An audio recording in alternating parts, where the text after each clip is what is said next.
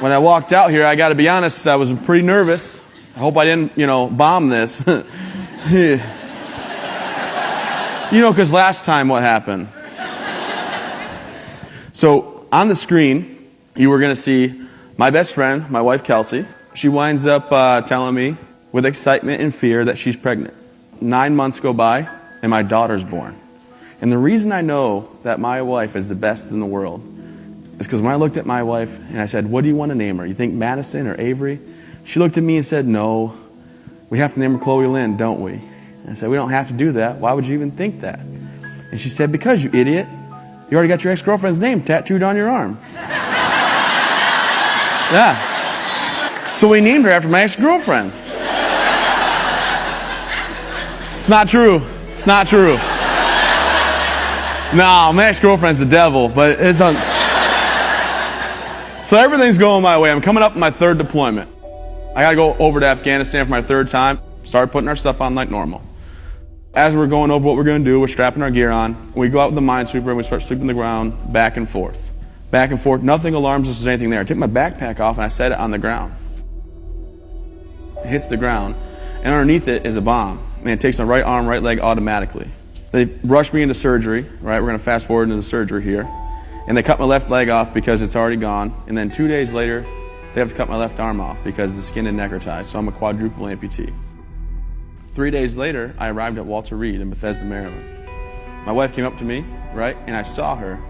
When I finally got the chance to talk to her, I said, Kelsey, you don't have to do this.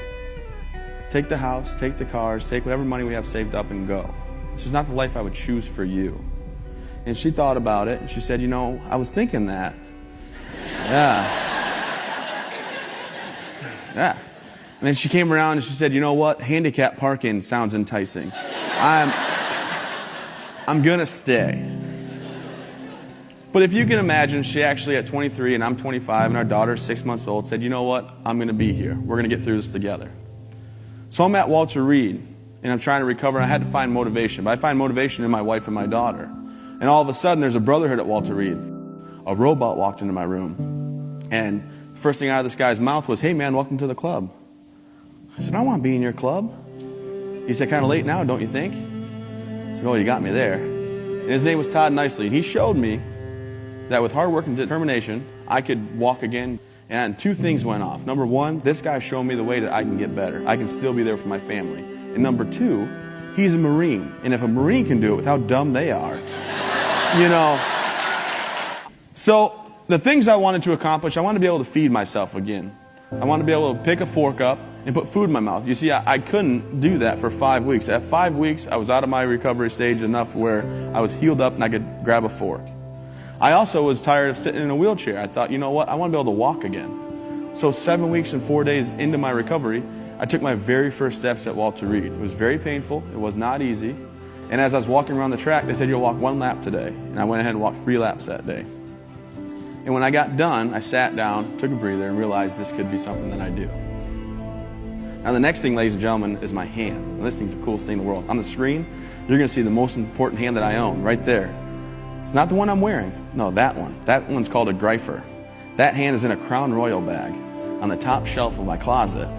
Yeah, and nobody touches that hand because that hand closes 25 pounds of pressure. And you see, my daughter is 7 years old. Yeah, in 9 years, Johnny's going to come knocking at the door. And he's going to be like, hey, bro. Like, did you just bro me, Johnny?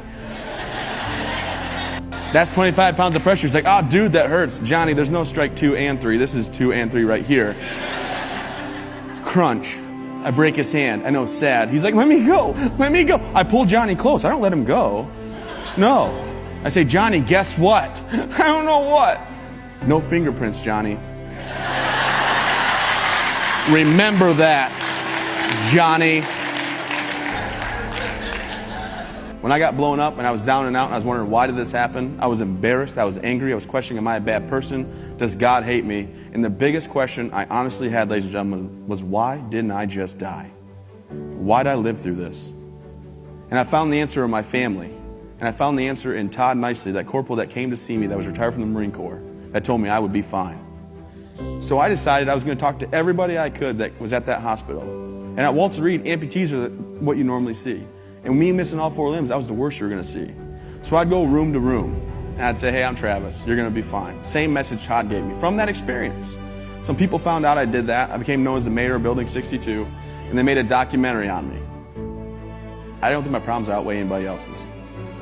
I am fortunate to live in a nation where I can wake up in the morning with no arms, no legs, strap my legs on, right, throw my arm on, go in the elevator and go out and live life to the fullest. Take my wife and my daughter wherever we want to go.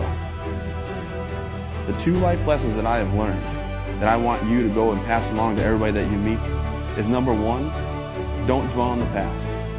I learned that because when I was sitting in my hospital bed, closing my eyes and wishing that this did not happen, I realized you're not going to change the past. I can't change what happened yesterday, and I can't change what happened 6 years ago in Afghanistan. So I reminisce the 25 great years I had with legs and arms, and I've had 6 pretty great years without them. But with that experience and so many more, is you can't always control your situation. But I can always control my attitude.